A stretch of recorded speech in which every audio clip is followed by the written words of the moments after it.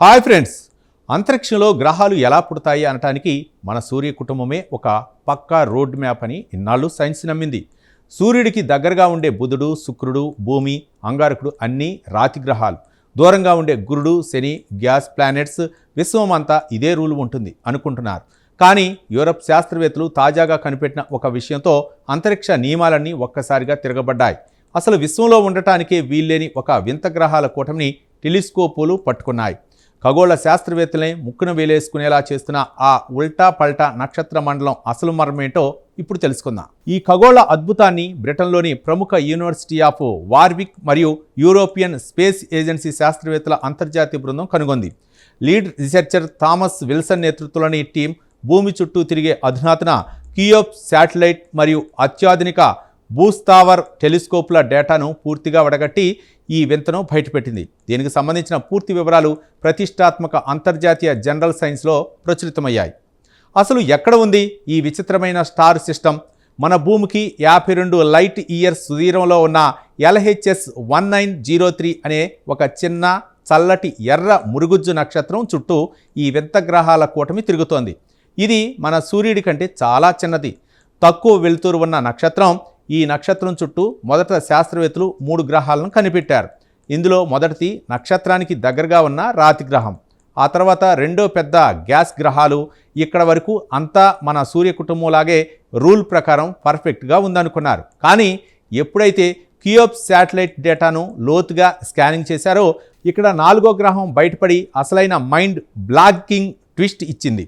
ఈ అంతరిక్ష ప్రయోగంలో బయటపడ్డ ఆ 4వ గ్రహమే శాస్త్రవేత్తల బుర్రను పాడు చేస్తోంది. ఎందుకంటే గ్యాస్ గ్రహాల కంటే ఎక్కడో దూరంగా ఉన్న ఆ 4వ గ్రహం గ్యాస్ గ్రహం కాదు, అది మన భూమి లాంటి ఒక పక్కా రాతి గ్రహం.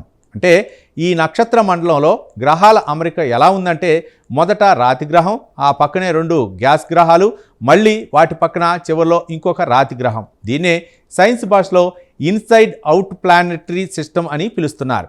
పాత అంతరిక్ష నమూనాల ప్రకారం అసలు ఇంత దూరంలో ఒక రాతి గ్రహం పుట్టడం ఇంపాసిబుల్. పాత సిద్ధాంతాల ప్రకారం ఇది ఎందుకు సాధ్యం కాదు? సాధారణంగా ఒక నక్షత్రం పుట్టినప్పుడు దాని చుట్టూ ఉండే విపరీతమైన వేడి, రేడియేషన్ వల్ల దగ్గరగా ఉండే గ్రహాల చుట్టూ ఉన్న గ్యాస్ మొత్తం గాలిలోకి వెళ్ళిపోతుంది. దాంతో అక్కడ కేవలం గట్టి రాతి కేంద్ర భాగాలు మిగిలి రాతి గ్రహాలు అవుతాయి. నక్షత్రానికి దూరంగా వెళ్లే కొద్దీ చల్లటి వాతావరణం ఉండటం వల్ల గ్రహాల చుట్టూ భారీగా గ్యాస్ పేరుకుపోయి అవి గ్యాస్ జైంట్స్గా మారుతున్నాయి. మరి ఈ నియమాన్ని బద్దలు కొడుతూ అత్యంత శీతల పరిస్థితిలో సుదూరంగా గ్యాస్ గ్రహాల వెనుక మళ్ళీ ఒక రాతి గ్రహం ఎలా పుట్టిందనే దానిపై శాస్త్రవేత్తలు ల్యాబ్లో రకరకాల కంప్యూటర్ సిమ్యులేషన్స్ రన్ చేశారు. మొదట ఆ గ్రహాన్ని ఏదైనా పెద్ద ఆస్ట్రాయిడ్ ఢీకొన్నా దాని చుట్టూ ఉన్న గ్యాస్ను తొలగించిందా, లేదా గ్రహాలు తమ స్థానాలను మార్చుకున్నాయా అని పరీక్షించి ఆ కారణాలన్నింటినీ శాస్త్రవేత్తలు కొట్టిపారేశారు. ఈ పరిశోధన వల్ల తెలిసింది ఏంటంటే ఇప్పటి వరకు మనం అనుకున్నట్లుగా గ్రహాలన్నీ ఒకేసారి పుట్టవు. ఈ LHS 1903 సిస్టంలో గ్రహాలన్నీ ఒకదాని తర్వాత ఒకటి పుట్టాయని శాస్త్రవేత్తలు తేల్చారు. అంటే ఈ 4వ రాతి గ్రహం మిగతా గ్రహాలన్నీ పుట్టాక చాలా ఆలస్యంగా పుట్టిందన్నమాట. ఈ లేటెస్ట్ బర్త్ థియరీలో శాస్త్రవేత్తలకు మరో ఆశ్చర్యకర నిజం తెలిసింది.